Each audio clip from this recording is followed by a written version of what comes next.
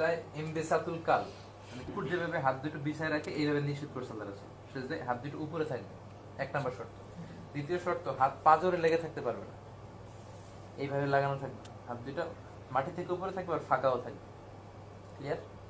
তাহলে এক নম্বর শর্ত হচ্ছে যে মাটি থেকে হাত উপরে থাকবে, বাহু দুটা, আর পাঁজরের সাথে এভাবে লেগে থাকবে না, ফাঁকা থাকতে হবে, তাহলে সিজদা হলো। আর 7টা অঙ্গের উপর সিজদা হবে।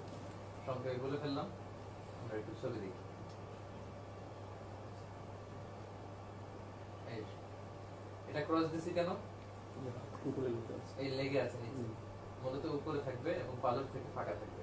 হাদিসে আছে যে মামার রুশাদ, এদিক দিয়ে যেন একটা ছোট ছাগলের বাচ্চা যেতে পারে, এরকম গ্যাপ থাকতে হবে।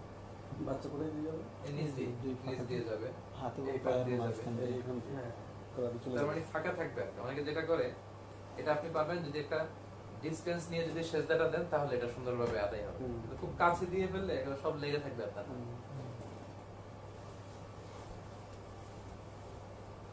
সিজদার দোয়া আমরা শুধু একটা পারি, আরো কয়েকটা দিলাম আমি। এটা কি আছে দ্বিতীয় থেকে? সুবহানাকাল্লাহুম্মা রাব্বানা ওয়া বিহামদিকা আল্লাহুম্মা ইগফির।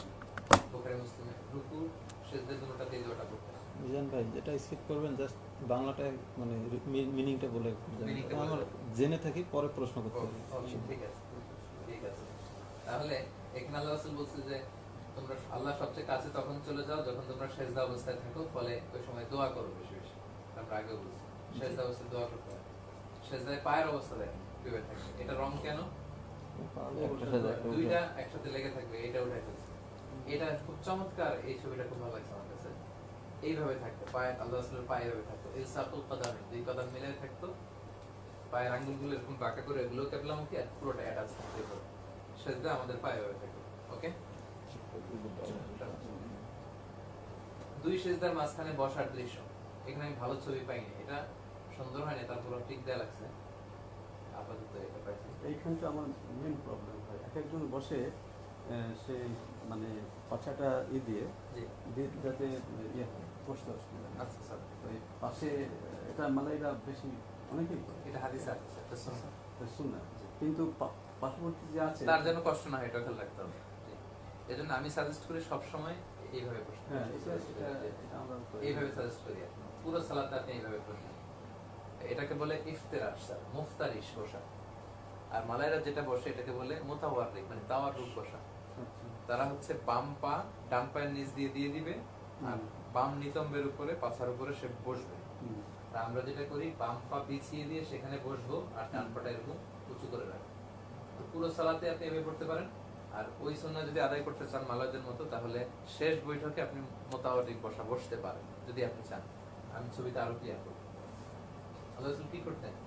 ইয়াফরিশু রিজলাহুল ইসরা, বাম পা পিছিয়ে দিতেন, ইয়াকউদু আলাইহা, তার উপর বসতেন, বা কান ইয়ানসুবু রিজলাহুল ইয়মনা, ডান পা খাড়া করে রাখতেন। এই ছবিটা সুন্দর হয় না? সামনে ভালো ছবি আছে দেখো। ওয়াস্তাকবিরু বিআসাবিহিল কিবলা, এবং পা গুলোর কিবলামুখী করে রাখেন, এখানে হয় না এই আঙ্গুল। আচ্ছা, এটা কাটা দিছি কেন? দুটো একসাথে করে বসছে, এটা এটা তো বাচ্চারা এভাবে বসে কেবলামুখী হয়নি। হয়নি, এটা শুদ্ধ।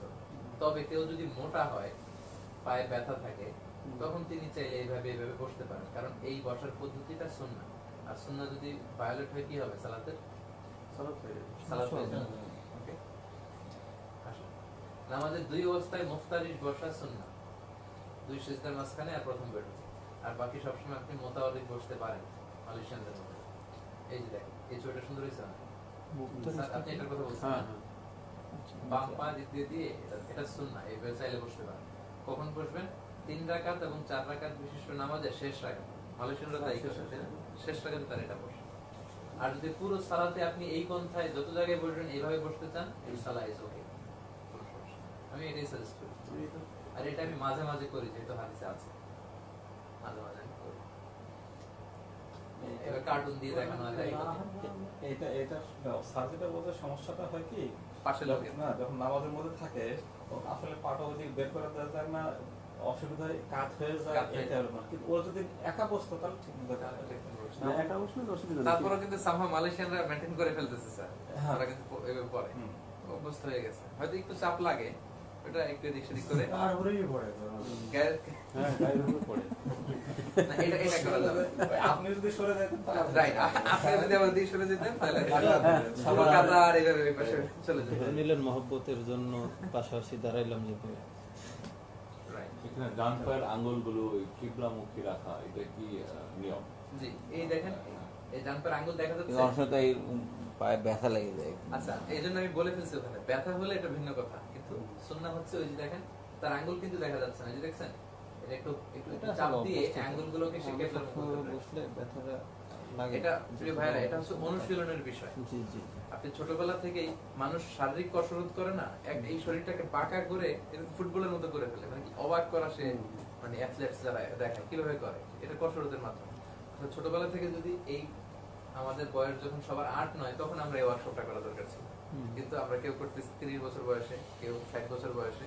তো আমরা যদি ছোটবেলা থেকে প্রশিক্ষণ প্রাপ্ত হতাম, সবগুলো সুন্নাহ আমাদের সাথে যাইতো, একটাও খুব কঠিন লাগতো। বাট এটা আমরা অভ্যাস না থাকার কারণে, তো এগুলো পারিপার্শ্বিক বিষয়গুলো আপনাদের বোঝাতে গেলে কষ্ট হবে। আমি সংক্ষেপে বলে দিলাম জালসাতুত তাওয়াররুক এটা, আর